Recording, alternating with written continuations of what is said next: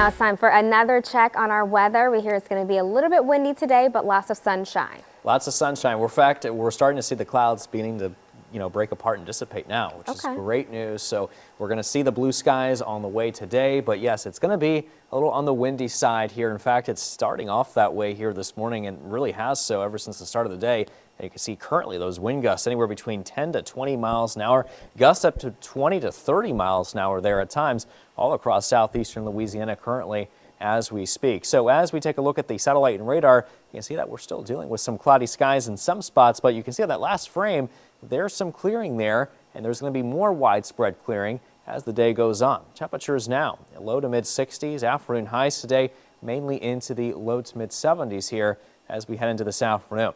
Wind gusts anywhere between 20 to 30 miles an hour do continue through much of the morning, but then as you can see, by the time it reaches this afternoon, that's when the wind speeds begin to subside just a bit. Still a little bit gusty up to over 20 miles an hour at times. I think we'll start to see the winds turn out more so out of the easterly direction by the time we reach tomorrow morning, increasing from the southeast up towards 20 miles an hour in gusts heading into tonight. Wind gust over 30 miles an hour here, however, expected as we head into Monday afternoon. That's out ahead of an approaching cold front, which is going to give us not only some wind gusts to work with through at least early Tuesday morning, but the chance of seeing some showers and thunderstorms, which we'll get to here in a second. But for right now, we do have a cold front position just off to our north. That frontal boundary begins to move south as we head into tonight, and that's when it should pass through. Looking at some cloudy weather here moving in from the west as we head into tomorrow afternoon, and that's why it's probably not going to be as sunny here, because increasing moisture is taking shape out ahead of this developing low pressure system to our west, which, by the way, does give us a chance of seeing